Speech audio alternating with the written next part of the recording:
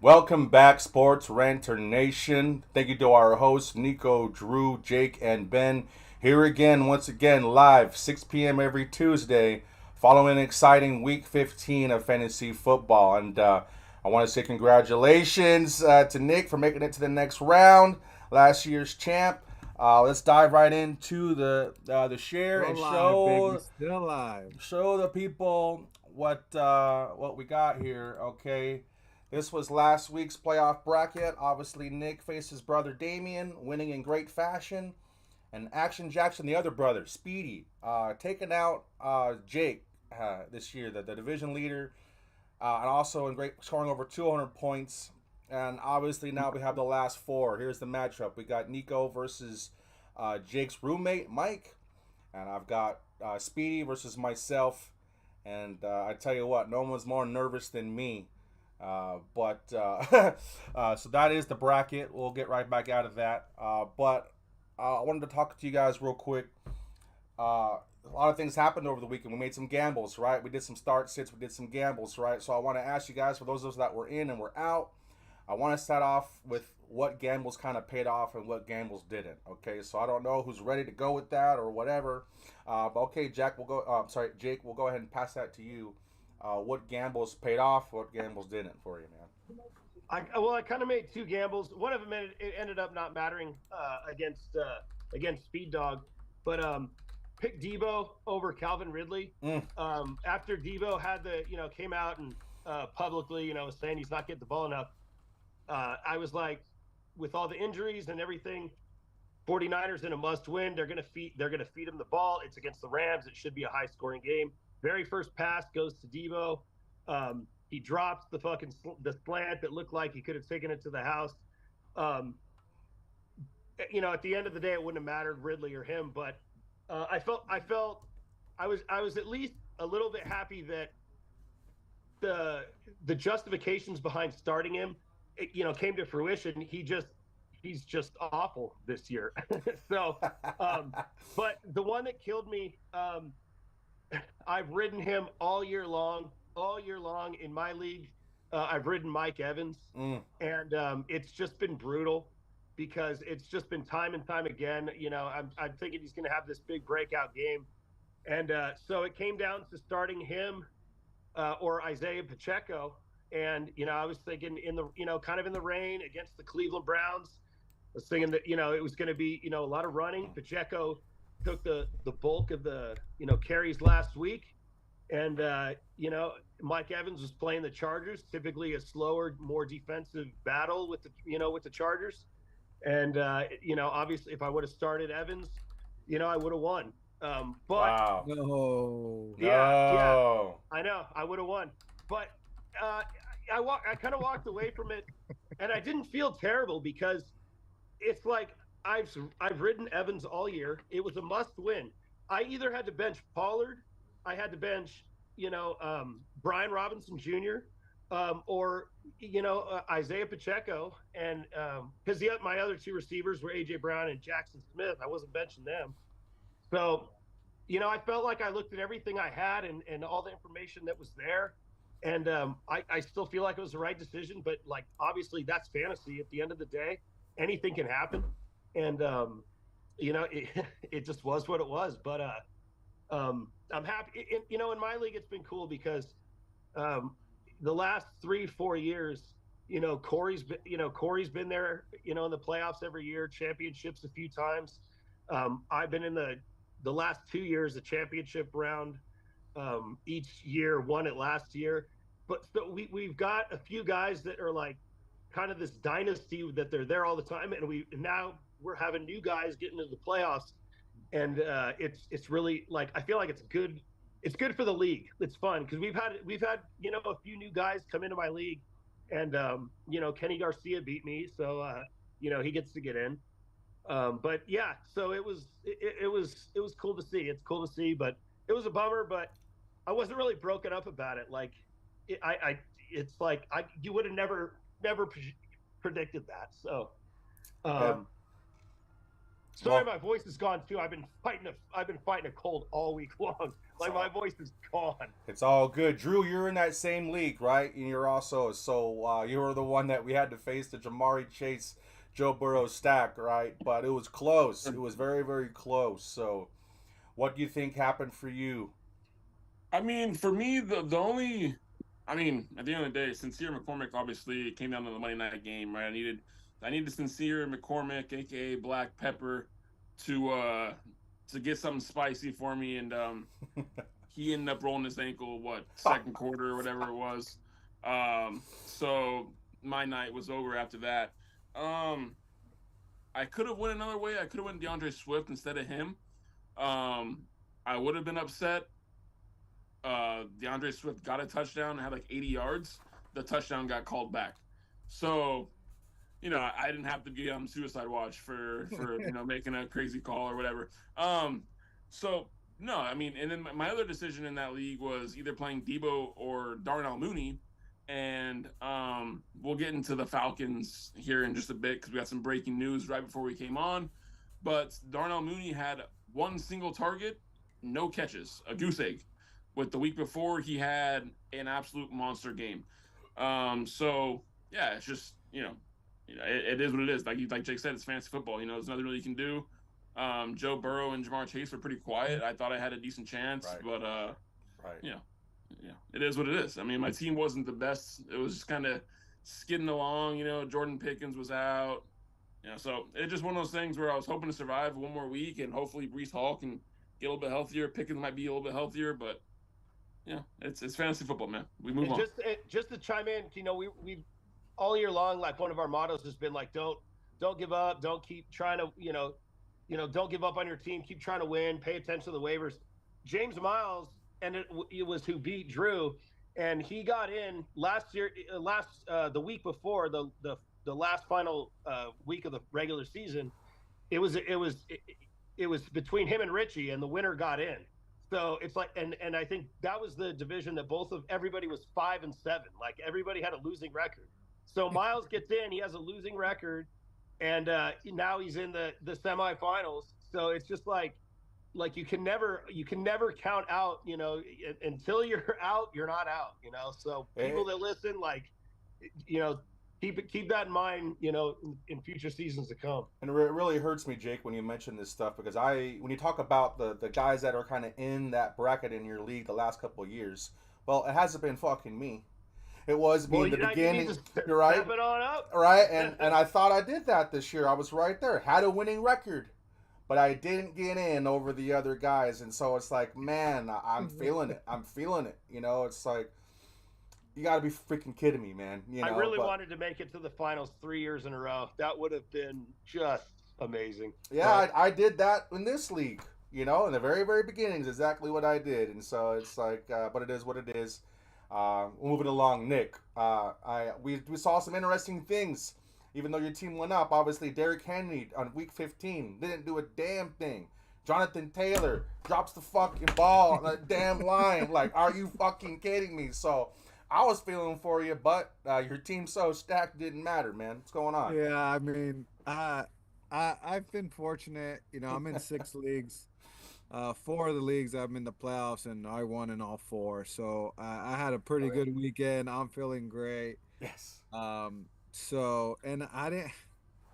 Again, I mean, I'll give myself a little bit of credit, but like, dude, all my lineups that I just plug and chug, dude. I don't have any crazy decisions. The one crazy one that I texted didn't even matter. I freaking went with Aaron Rodgers over Baker last minute. Made a bold move. I didn't like, which I kind of go with Jake, right? I didn't really like that matchup against the Chargers. Chargers haven't been giving up that much in the passing game. They're pretty stingy this year. And, in the play, I'm like, dude, the Jags are just so horrible. And I'm like, if there's one game Aaron Rodgers is going to go off, Devontae's finally getting into that offense more. Like, all the things that I thought were right came to fruition. So morning game happens. I feel like a genius, right? And then Baker Mayfield goes off anyway. So I'm like, that like defeated the purpose. I was like, oh well, I don't feel that great anymore because I could have just plugged and chugged the guy that I've run in all year, and I would have been just fine. He scored 2 less points than Aaron Rodgers. So, I was looking through all my other teams right now. I mean, to be honest, there's not there. I just have a lot of depth, but my depth is not like it doesn't overwhelm my starters. So I didn't make anything too crazy. I'm excited to just move on in all my leagues and hopefully I can win a couple, at least one. I got to win one at least every year. Obviously, my league is the most important one. And just a little tidbit, like I know we've been showing our viewers in my league of how it's been going on. Me and my brother Speed Dog, we're first and second points. So, like Jake's saying, like we both got in the playoffs last week of the season at 7-7, and I'm first in points. He's second in points, right? So yeah, you can't quit. You gotta keep going. Fantasy's crazy. Like it is what it is for the top two scorers in my league to be 7-7 make absolutely no sense. Maybe one team, right? Like one team you kind of screwed over, but to have both top scorers 7-7, and rightfully so, I think we're both moving on. We had to sweat it out all year, but we've both had two solid teams all year, the two best teams all year. So we'll see how it goes. I am nervous against Mike though. That's you guys. That's a fun. I've been breaking that down like player for like the matchups and just It's the not situations. good. I don't like mine that It ain't. much. To be I don't honest. think Kamara's playing, That's Kamara's gonna kill me. I Oh my know it. gosh. and I think that and Mike is invested in Minnesota's offense, and I think by the end of the year, Minnesota takes that division. Detroit has too many injuries on defense. I don't think they can keep this up. Wow. Minnesota now has a good matchup against Seattle, a team that can score, but a team that can be scored on. And I just looking at matchups and everything, that's going to be a really interesting one. The only thing I'm hoping for is like I survived with like the Derrick Henry down week last week, the 5 passing touchdowns. I mean, how many times does Lamar have 5 passing touchdowns? Like, it's just not going to happen again. You know, the Something's only wrong with Henry, though, man. I don't think there's Nothing. anything wrong with him, but I just think it was just one of those games. They just wanted to sling it. They're the Giants. For some reason, they just wanted to sling it. They didn't even try to run the ball. Justice Hill guy, they just used him in the passing game. They just saw something on film that said we can pass all over these guys and they can't stop us. And that was their game plan. They were really trying to like, oh, we're gonna ground and pound and we're gonna like overpower these guys. So the thing is, they play Pittsburgh, so it's like, oh, they have a tough matchup. I think that favors Derrick Henry. They're not gonna go in there just, oh, we're just gonna sling it all. Like they know it's a ground and pound game. They're gonna need to wear down that defense. He's gonna get 20 touches and hopefully falls in the end zone twice. So I'm hoping because he had that down week that he has a bounce back week this week. But See, like having Derrick Henry, I've had Derrick out. Henry in another league, and I feel like this is like his fourth down week. Derrick Henry had his Vegas line this week against the Giants. His Vegas line was higher than any running back in years. Like it was astronomical. I don't know what's going on. It seems like when Baltimore gets behind, or when a team comes out and punches them in the mouth, where they stop the game plan of running the ball and then they go down and score. It seems like Baltimore gets away from Derrick Henry really fast and gets to Justice Hill and all that. That's going to be an interesting game because I don't think TJ Watt is going to be out. So who knows? I'm leaning on Derrick Henry in my last remaining league. He just Jake, he just hasn't had a touchdown, which we knew. Like your regression, right? He had all those touchdowns. The first 7-8 weeks, you knew there's going to be very hard to comprehend. But he's gonna come back. Like he hasn't. So I mean, looking at his points, like he had 65 rushing yards, then he had 140, then he had 82, but like he's had 10, 15, 14. So in those previous weeks, this last week he had 6, so this was really down there. But the other weeks, he got 14 points with his yards. He falls in the end zone. It's 20-point week, right? Yeah. You just throw a touchdown, same thing, 15 points. Give him a touchdown, he's got 21, and you're not like, oh, he's had a down week. So it's just about him falling into the end zone, which again, kind of coming back to the mean. He had so many touchdowns at the beginning, but he's been touchdownless 3 weeks in a row now. A bye was in between there. So he's the- due for 2 of them. The counter to that is David Montgomery is out, and Mike has Gibbs, and that is scary. Yeah, Oh, so Reynolds. going. Reynolds gonna vulture touchdown. Reynolds is gonna vulture those touchdowns. Come on. Ben. Gosh darn it. So going back to go ahead. Let's Drew. talk about it, Ben. Let's talk about it. Let's talk about your bye week, right? You You're ready, welcome. Ben? Are you ready? Are you Congratulations. ready? Look, let's be real. Congratulations on your bye week, because if you didn't have a bye week, I think you're probably fucked. So let's talk about your depth. Let's talk about, obviously you had David Montgomery. What's going on? Let's talk about your team. Let's talk about your bench. All right. What's the potential there? Fantastic, thank you. That's all I went in. It's all we can go back on the videos. I'm going into this thing nervous, right? Because like Jake, kind of going back on what Nick said, I'm going up against one of the points leaders, right? Going in, and I've lost Chris Olave, Stephon Diggs, and now David Montgomery. So I'm losing some heavy hitters going into this week against Rashad Bateman and some of these no fucking namers. And I'm still nervous, you know, but you got to be kidding me. And so, like, thank God that you have to prepare for this. This is why we talked about Mageddon's injuries. You have to prepare for this. Losing one of your bell cows during your freaking bye week or during the playoff run. And so, like Nick had said, like everybody had said, we should have been looking at those things prior to. You should have been staffing your team prior to. So, like I said, I thank God I have Xavier Worthy, right? He's been there. Without Mahomes and what's going on, they're going to be using him in this game against Houston.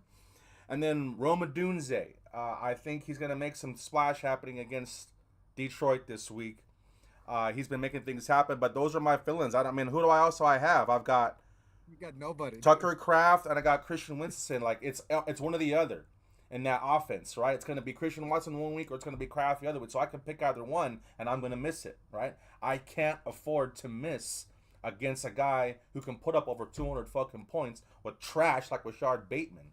So no, trust me, I'm definitely worried about it, you know, but my team can still do it. So the question is, leading in, we got to do something wild, right? I have to do something fucking wild. And so the start sit question is, do I go with Brock Purdy versus, right, Miami, at Miami? Okay, this atrocious 49ers shit going on, but Brock Purdy has put some games in there this season. Or do I pick them up for this reason? Russell Wilson versus Baltimore. A division game. They're both at it. I think it's gonna be a close game. I don't know if it's gonna be low scoring. But Baltimore's defense is atrocious, and Russell Wilson's both of them. You hate both of them, exactly. Yes. These are my only fucking options, unless there's something else better. But do I go with Brock Purdy at Miami or Russell Wilson versus Baltimore? You should have picked up Aaron Rodgers. I dropped Aaron Rodgers, and you picked him up. Honestly, like I have no trust in the 49ers offense right now. Like I'm sorry, Drew, but and then Russell Wilson against Baltimore, like I don't know. I'm looking. You got Caleb Williams. I know what I would do. Listen on waivers right now. You got Caleb Williams against Detroit. Detroit's defense is decimated. Detroit's going to score a lot of points. Caleb Williams is going to throw the ball. The other one, Anthony Richardson against Tennessee. Okay, Tennessee is not going to score any points. Anthony Richardson is this young first-round pick. They want to get him experience. If they could be up 30-0. They're going to keep throwing the ball. It's a gutsy call, man, because you're literally talking about starting, Caleb Williams or Anthony Richardson. Your playoffs are on the line, but I've had Russell Wilson in other leagues. Don't trust him. Brock Purdy. That guy. Yeah, he could have a decent game. The guy could also get you 2 points. So you don't have a receiver that can catch the goddamn ball, except Kittle. Well, yeah. Yeah, dude, it's tough, bro. I will say this: Brock Purdy normally doesn't put up like amazing numbers, but he's not gonna like completely kill you. Last week, yes, he would have killed somebody, but for the most part, he puts up 250 and 2. That's kind of what he does. Like he's not somebody's gonna put up 350 and 4. He doesn't do that. But if you want upside, if there's, I mean, I think you might be a little bit of a dogfight. I think you need a little bit of that rushing ability. I think Anthony Richardson might be the call, bro. Fuck no. He's your man crush. He's the one you drafted. You drafted him on draft day for this reason. Right here. And after right week here. 1, what did I say after week 1? Go watch the tape. Watch the tape. We talked about for real or whatever. Fraud. Or fraud. I said fraud. 100%. And Hey, I was right. No. But I totally get it. I totally get it. It's but, Caleb Williams. The answer is Caleb No. Williams. It's really obvious for 2 reasons. Well, One, he has Roman Dunze. He has a Dunze, so he can get the combo. exactly. He has a Give us Dunze. that. So if you're gonna have to start a Dunze, you might as well double dip. It's that I feel gamble. that. It's that upside that you're talking about. Instead of going with Anthony Richards upside, go with the double dip upside because it could kill you too, right? If the Bears just absolutely do nothing, you're screwed, right? But the best game Caleb Williams played all year was against Detroit. Go look at his stats. He threw 3 touchdowns, 300 yards, whatever. They just lost 3 more starters this week. You know, and like Detroit's defense is god awful. So the fact that you have a Dunze and Caleb is there, I'd ride with that. No Wilson, no Purdy. I'm sorry. They're I wouldn't go. I wouldn't advise you to go Wilson, dude. It's Wilson's worst game. The thing is, I get Baltimore, but look at Wilson's worst game. It was against Baltimore. and the thing is, and this is where, and I think this is where so many people make the mistake is rather than thinking like the upside and like I got to win this thing, it's like I'll feel a lot better if I lose and I started Russell Williams than if I say I lose and I started Anthony Richardson, because everyone's going to be, you know, you're like, well, Anthony Richardson, he's terrible. But I mean, dude, this guy's got Bucky Irving against Dallas. You know, he's got some matchups. You need a guy that's going to go off. And I don't know. I feel like Anthony Richardson is definitely. I mean, I'm picking Anthony Richardson probably over Caleb Williams a little bit, but I'm fine with the argument with Caleb Williams too. Detroit's going to score a lot of points. You know, they're going to score a lot of points. Like Bears are going to have to be throwing the ball. I think that game is even in. I think Chicago. that game is. It's in Chicago. Look at weather too. I'm not sure where Richardson's playing, but you know, look at the weather too. Like that's a big one. All right. Well, leading into what we're talking about before we got on, maybe it's an effect too, but I do have a defensive spot play: Detroit versus Chicago. I don't like it because Jared Goff doesn't play well on the road, and it hurts the defense. So I went and picked up, obviously, the Falcons versus the Giants. Now Penix comes in as a starting quarterback.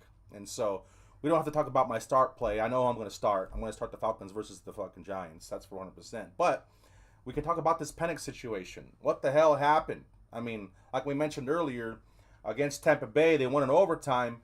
Todd Bowles runs up to Kirk Cousins and hugs him and embraces him and said, "This is why I got you. You're my guy. You're my dude." And since then, Kirk Cousins has been fucking atrocious, right? So, what's going on there? What the hell is going on? The Falcons are in playoff contention, and they switched to a new quarterback, or rookie quarterback. Well, what the fuck? Well, that's exactly why they're making the switch, because there's no point in being in playoff contention if you play the way you played last night against one of the worst teams in football right now. Sorry, Nick, but if you're going to be in playoff contention, and you still are at this point of the season, Michael Penix is not going to go out there and play worse than Kirk Cousins has been playing. The Falcons have done exactly what I've always said franchises should do with rookie quarterbacks. Michael Penix has sat all year long. He has learned the system. He has sat and learned how to be a quarterback in the NFL behind one of the best guys to do it in Kirk Cousins. If I was the Atlanta Falcons and I'm still in playoff contention and I use a first round pick, which I think in a few years people are going to come back and say this was a genius pick. I think right now, let's see what Penix has got, because if he goes out there and he lights it up, and it's going to be obvious that he's going to give them a better shot at a playoff run than Cousins is playing right now, because Cousins, for whatever reason, he's just not there. He looks finished. So this is a perfect time to do it. Awesome. Yeah, I mean, I agree. I mean, they should have made the move sooner in my mind. Yeah. And just to defend my Raiders, we're just a quarterback away because we would have like 7 more wins if we had a quarterback. We've lost a lot of tight games, the one last night included, which is weird. The fact that we even had a shot, a 30-yard pass to try to win that game was ridiculous. Yeah, wow. That was like, and they got and the whole so time I'm like, don't robbed on catch that it, call. don't catch it, please, don't catch it. Like, I was telling my son, I was like, he's like, why do you want? Because I already told him we want the Raiders to lose. He's like, why? And I kind of told him, I was like, hey, look, we need a quarterback. We want the over our pick. I was like, I want to watch him play a good game. I like Antonio Pierce. I like the toughness. Like, I don't want to lay down. That's not what I want to see. I want to see the fight. I still think we have fight, all that stuff. I want to see a close game, but lose. And that's Now, that call what was I've been bullshit getting. too. That roughing the Oh, yeah, quarterback.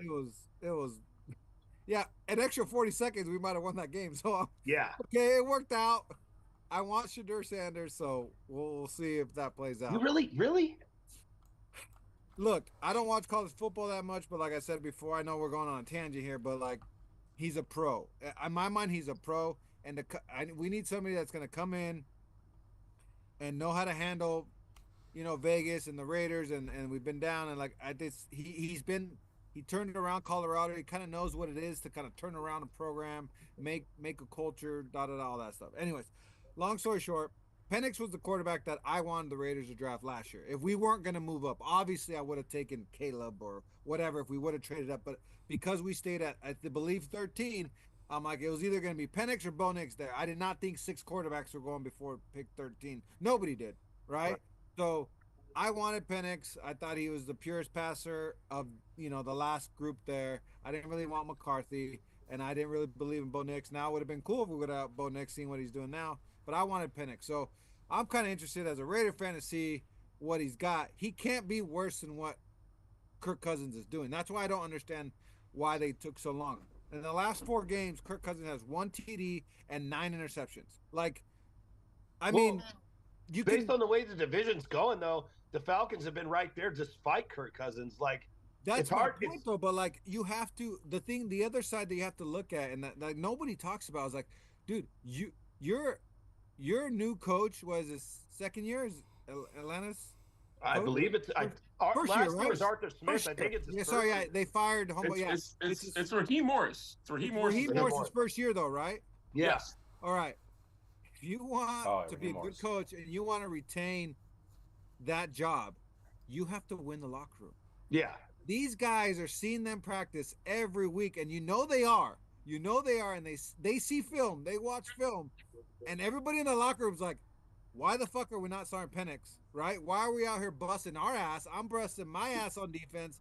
Bijan Robinson's running his ass off, doing what he can, and we can't even run one play action pass? Like, what are we doing here? That's where I think why they're making the switch now, but also, and you know what's ironic, and they always make a switch after a national televised game because everybody sees it and the pressure gets put on you now. It's like, dude, you're really going to stick with Kirk Cousins after this nonsense? Like, put the rookie in, you drafted him, top 10 pick.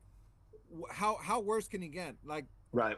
If he goes 2 touchdowns and 3 picks, that's still better than what Kirk Cousins did.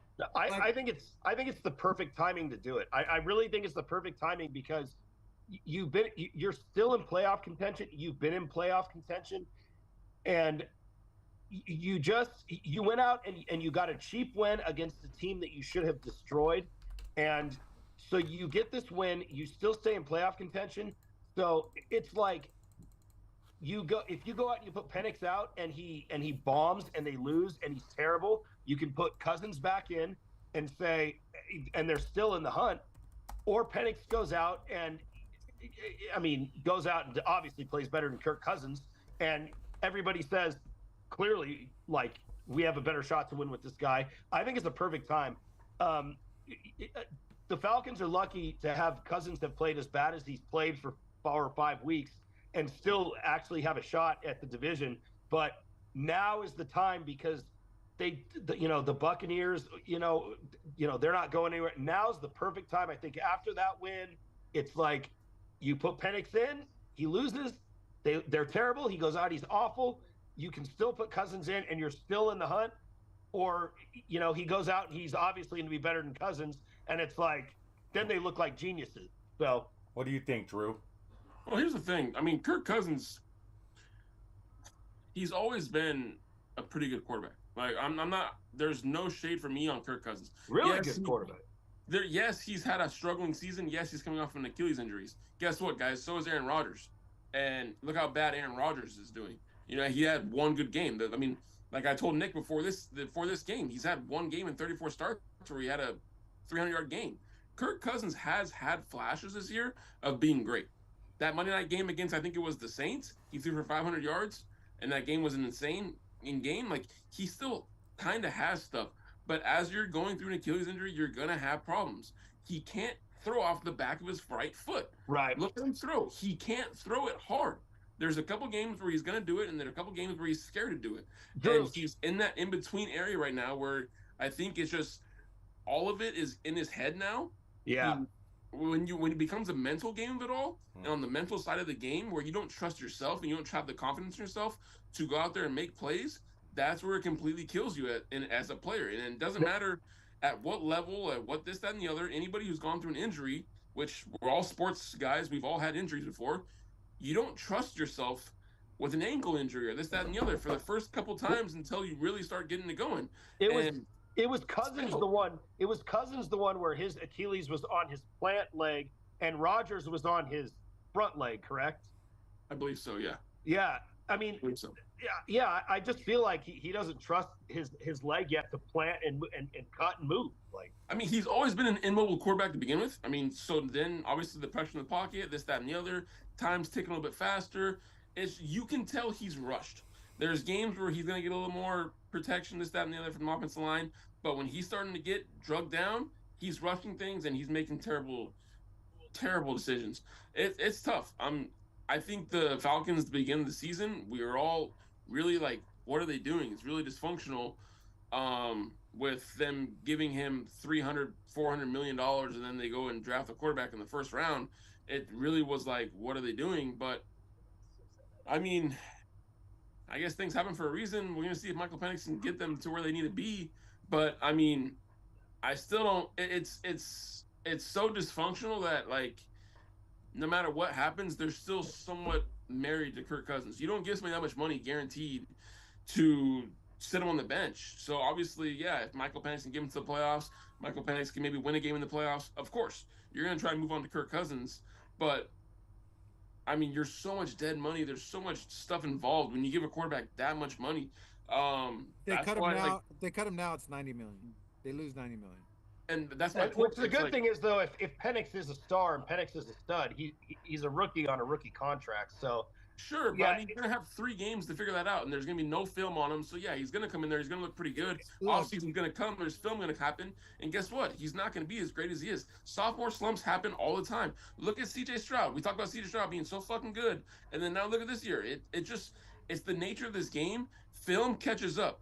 Jordan Love, he looked amazing. Guess what? Jordan Love's an average quarterback right now. I don't care what anybody says. He's average. You told me he was going to be top 10. That's what I heard on this show, but you took a 0 for Jordan Love. Hey, I was hoping he was going to be. Fuck, he's on my bench. No, but you got to do what you got to do, though. You can't like look. Sean Payton made a tough decision in Denver, right? They're still paying Russell Wilson a boatload of money. But when you're the coach and you got to put the best product on the field, you got to do what you have to do. Right now, even if Penix does go out or whatever, he's going to have a sophomore slump. It doesn't matter. You cut every organization is different, though.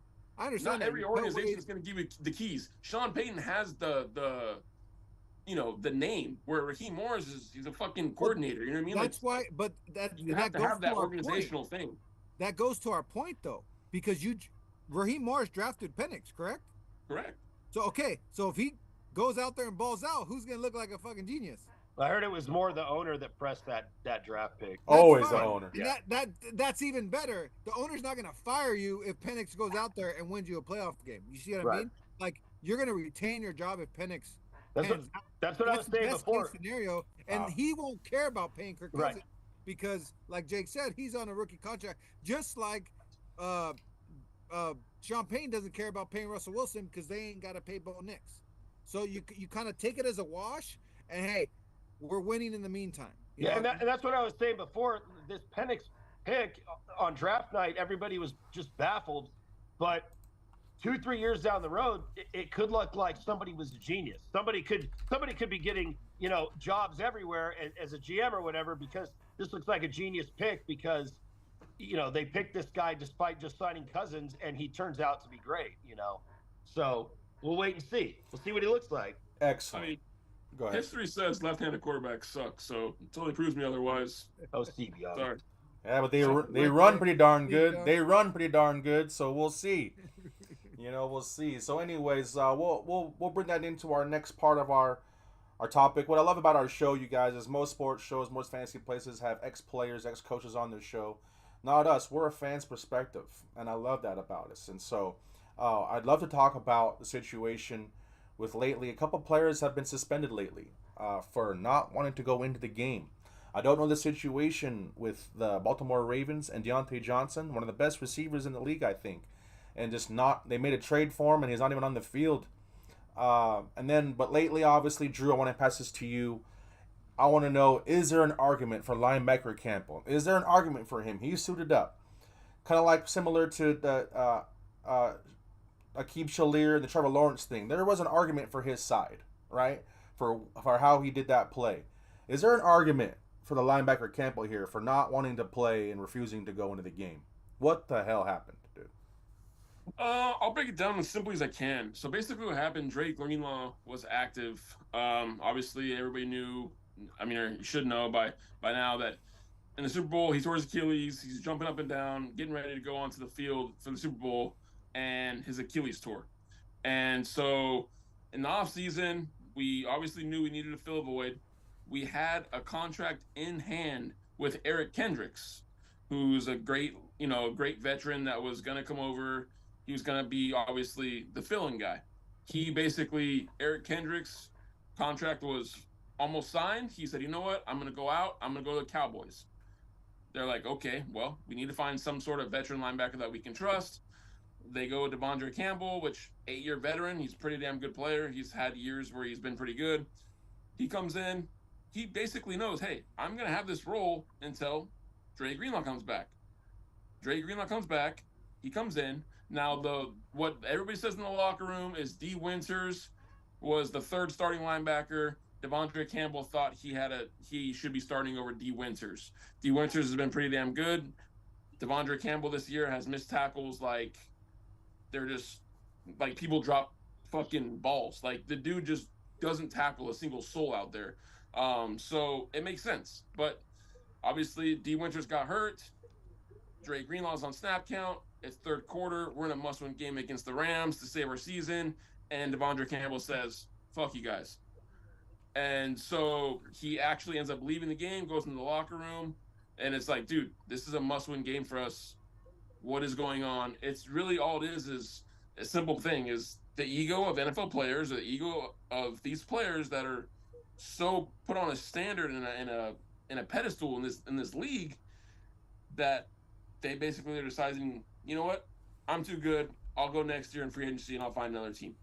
And that's kind of how it's been. I mean, Deontay Johnson's basically doing the same thing.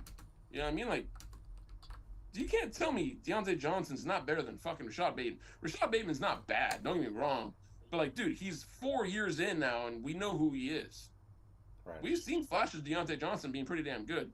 So, I don't know. It's a very interesting thing when players go from one organization to another, and they either have I don't know what it is, whether it's a culture thing, a locker thing, not vibing with D coordinators or coaches or quarterbacks, whatever the situation is. There's definitely something that riffles feathers when a player of a pretty good caliber goes to another team and just can't get it going.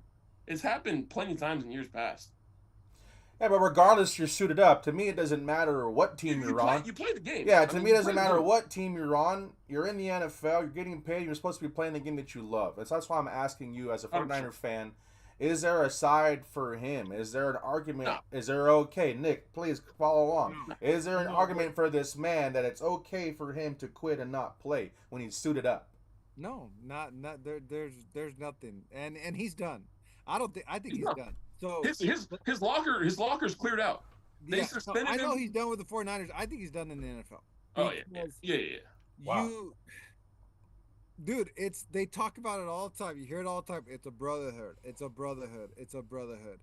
This is not just not playing. This is a legit betrayal. Like 100%. it's it's just the worst that you can do in my mind as for that occupation, right? Like you can't do anything worse than not go out there and give it your all for the brothers next to you.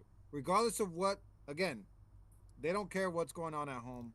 They don't care what's going on, with this and that. If it's that bad, they'll give you a leave of absence. We've seen that guys take personal days. No one says anything about that. You're allowed to do that. But if you suit up, you got to put all that aside. If I mean, you dude, make the decision to suit up, you play. Period. That's all there is to it. I mean, a lot of people have been talking. The 49ers have had so much crazy shit happening this year, and I know, I'm not trying to make excuses, but Javarius Ward lost his son, less than a year old, lost his son. I mean, Trent Williams, his kid got born like 2 or 3 hours later, died, stillborn. So it's like that's why Trent Williams hasn't been playing. Like, dude, like these guys are going through absolute insane shit, and then for you just to be like, oh, because some guy came back and took my spot, now I'm gonna go cry. Get the fuck out of here! Like One the hundred Niners, like percent. as much shit as they've been going through this year with injuries and personal shit and everything else that's going on, and you're gonna come over here and fucking cry and whine because you can't fucking play? Fuck off, dude. Like, Boom. I'm sorry, that's insane. I What love it. It- Love it- it. my thing, Jake, before you go, and because I want you to comment on it along with what you got to say. How much do you put on Kyle Shanahan with this? Like there's a part of me where I feel he's losing that locker room a little bit, and so go ahead and comment on the whole thing on that. I mean, as far as losing the locker room, look like, um, great team.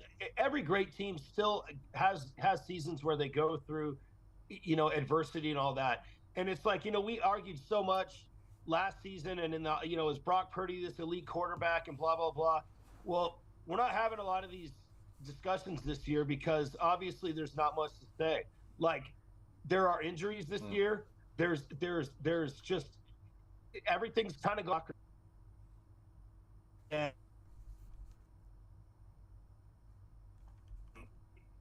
like I said, like you said, Jerry's Ward just lost his child.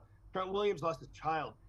Brett Favre went out after his father died the next night and played. These guys, there's a different. It's becoming more and more common now for these guys to just, hey, screw it. Like I'm walking Antonio Brown. Antonio Brown had the goats vouch for him and say, let's get this guy on our team. Let's make him a focal point of our offense. And he walks out like a clown. He walks off the field like an idiot in the middle of a game. Le'Veon Bell. It's like, but yet the owners and these guys, they still keep giving these guys contracts. Deshaun Watson. You know how many allegations of that sexual abuse, and the Browns still sign him. It's like, at the end of the day, to me, it's setting this mindset that these players can do whatever they want, and hey, I'll just get an opportunity next year. Some team will come pick me up, and it's absolutely unbelievable. That being said, I think it would be a real mistake for Shanahan, for the locker room to abandon Shanahan at this point. Shanahan's done nothing but elevate that team. And yes, they've had a down year. They've had a lot of injury. They've had a lot of shit happen. But harder than finding a franchise quarterback is finding a franchise coach that players are going to believe in and follow. And at the end of the day, players believe in and follow winners. And Shanahan has been a winner. I think this is not their year. I think they rebound strong next year. But as far as this guy goes, yeah, I hope he never plays again. To me, there is zero excuse especially when people are out there losing children, losing, and still dedicating their heart and soul to football teams or whatever, any sports team for that matter. There's just no excuse for it. The reason why I would say that though, I might get quick, is only because Dude, we had the Brandon Ayuk unhappy. Debo comes out, and I'm not getting the ball. You're getting all these. This guy quits on the sideline. Shanahan looks absolutely miserable at the podium. Thing And is, I know the winning cures everything, right? So when they're winning, all this stuff gets put aside. But when you start losing and you don't have that strong culture, you don't have that strong leadership, you don't have that locker room that you think you have, all these little things start coming out. So that's where I'm a little nervous for the Niners in that yes, Kyle Shanahan is a genius. I'm not saying that. in But that sense, does he really lead these men but so that when they're not winning, because look, we didn't hear anything when the Patriots weren't good every single year. They didn't make the playoffs every single year. Like we didn't hear all these little chirping and all this stuff when they had down years. We don't like. I'm just saying, it just makes me nervous. I'm not sure, saying to bounce back or nothing, no, but I, too I many get of what their you're big saying. players, I do get what you're saying, but the thing is saying like stuff.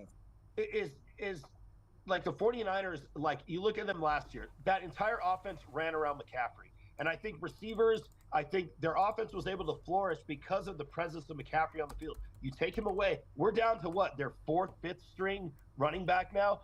It was No, I like understand on the field.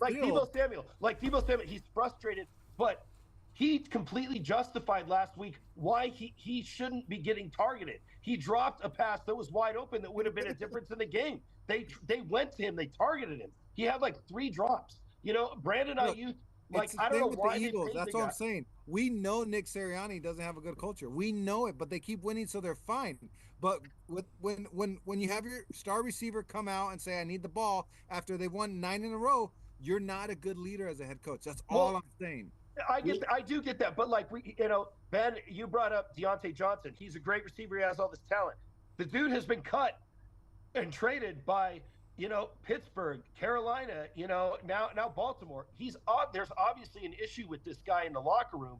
I'm not blaming coaches for that. Like, oh, they're Yeah, not no, I feeding him the don't. ball. That's all Deontay. Some You know, some guys I are just just I selfish. feel like you don't have the mentality of like a Jerry Rice or like these guys don't have that anymore. It's all about them.